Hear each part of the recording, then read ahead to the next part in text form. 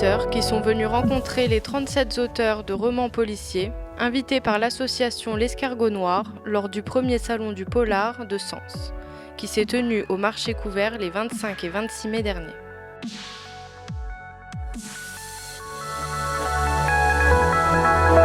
L'association est née suite à une idée que nous avait glissée Jacques Saucé de créer un salon du polar à Sens, puisque Jacques est vraiment l'auteur local qu'on suit depuis le début. Et en fait, il nous a tout de suite dit que Franck serait le parrain de cette première édition. Et voilà, en fait, on n'a même pas eu à l'inviter puisqu'il était déjà OK pour venir parrainer ce salon. Alors, on a réussi à inviter 37 auteurs. Et donc ils sont tous présents, ils ont tous répondu positivement à notre invitation. Il y a eu d'autres animations, donc ce matin Stéphane Bourcoing faisait une conférence au théâtre, donc on a fait salle comble, on était ravis lui aussi. Et puis bon, ça continue demain, donc le salon sera ouvert de 10h à 17h. Voilà, donc vous pouvez constater derrière moi en fait que le public a aussi répondu à notre invitation.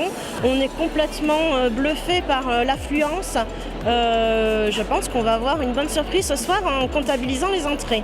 Le vendredi soir, le parrain du salon Franck Tillier, invité de l'apéro polar, organisé par la bibliothèque municipale de Soucy, est venu rencontrer et répondre aux nombreuses questions de ses lecteurs.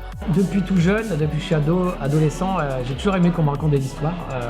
J'étais fasciné par le genre du polar, par le genre du frisson, le thriller.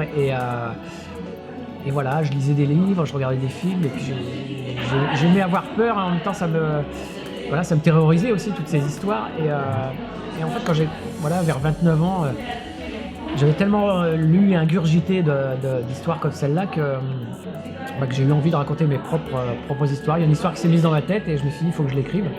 Et voilà, ça a démarré comme ça. C'est l'envie finalement de retransmettre les sensations que moi j'ai pu avoir en tant que lecteur. Les romans sont horribles parce qu'ils finalement ils retranscrivent un peu le pire de la société. Quand on écrit des romans policiers, on décrit des dysfonctionnements de la société. À un moment donné, il y a des choses qui se passent, souvent des crimes, ça démarre par là. Et donc forcément, il y a un rapport à la violence, à ce qui est le plus troublant et déviant pour les gens qui sont normaux, entre guillemets. Et donc voilà, moi j'aime bien creuser ces sujets-là et aller le plus profond possible, le plus dans les sous-sols en fait du monde dans lequel on vit pour vraiment retranscrire et dire aux gens, voilà, le roman c'est une fiction, mais il y a quand même des choses réelles qui se passent dans notre monde d'aujourd'hui. Tous mes personnages, mais qu'ils soient bons ou méchants, ils ont quand même cette partie d'ombre en fait.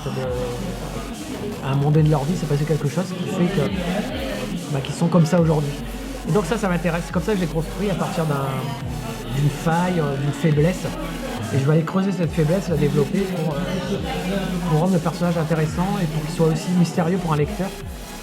Lucas, c'est la dernière enquête de mon couple de flics qu'on trouve depuis plusieurs romans. C'est une histoire qui est très actuelle parce qu'elle tourne autour de tout ce qui est manipulation génétique, la science, les réseaux sociaux, toutes ces données qu'on livre aux ordinateurs et aux machines très personnelles.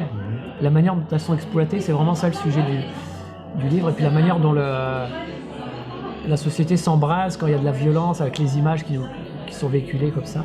Donc ça tourne autour de ça, donc une grosse enquête policière autour de ces sujets-là.